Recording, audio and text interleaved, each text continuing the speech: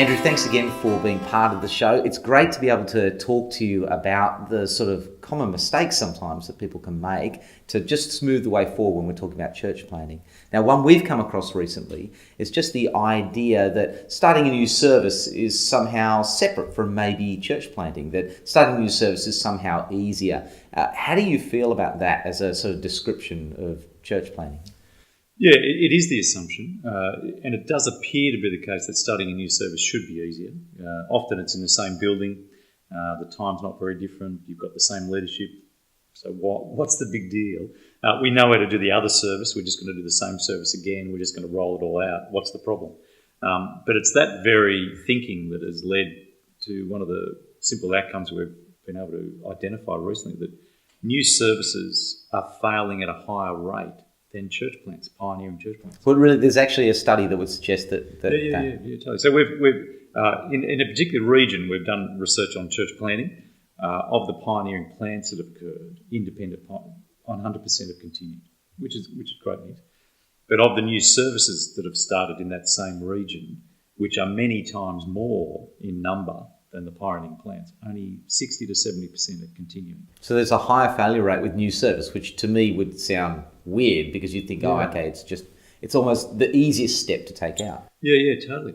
But indicating that you actually need to think much more about the new service in the same way that you think about a pioneering plant.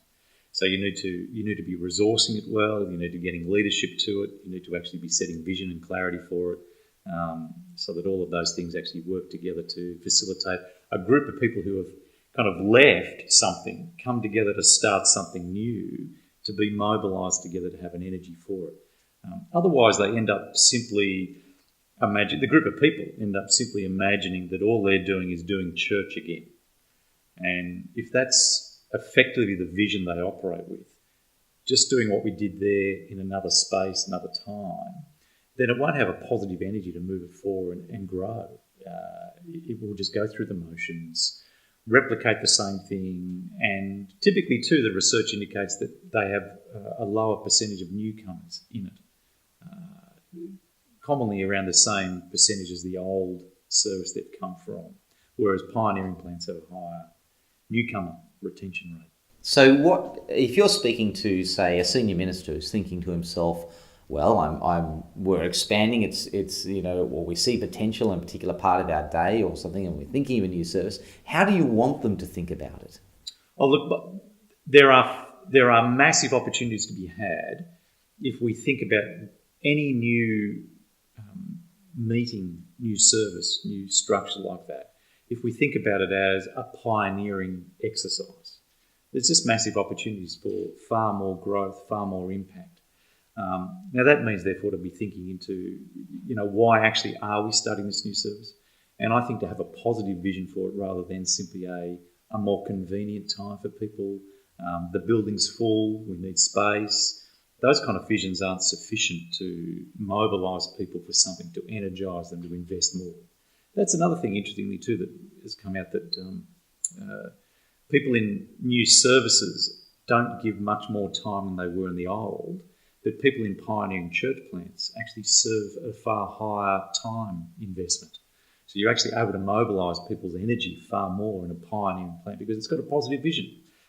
That's it. You just seem to keep coming back to the fact. I was thinking, it'd be practical steps you'd have to follow. Let's make sure you do this and that if it's going to be a success. But you're actually saying that what underlies it most of all is the vision that you give the people to go out and do it. Oh, absolutely. People respond to, I want to make a difference. My life is, I want to make a difference. If I can be helped to see how I can make a difference for good, for God's honour, glory, then I'll give more time.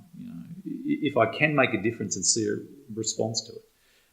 Whereas if the difference I'm making is simply making more space in the other service, that won't mobilise me to do much more than I'm doing already. It's a very depressing way to think about it. And so you do need to actually give it that direction. And for us, we've done all those things. We've done pioneering plants, we've done new services, we've done homogenous unit planting and so on. All of those, the key to it is good leadership. To have someone taking responsibility to set it with a vision, direction, purpose that is compelling, God-honouring, biblical, and typically for us, reaching the world for Christ, to bring that vision into it through good leadership is the key.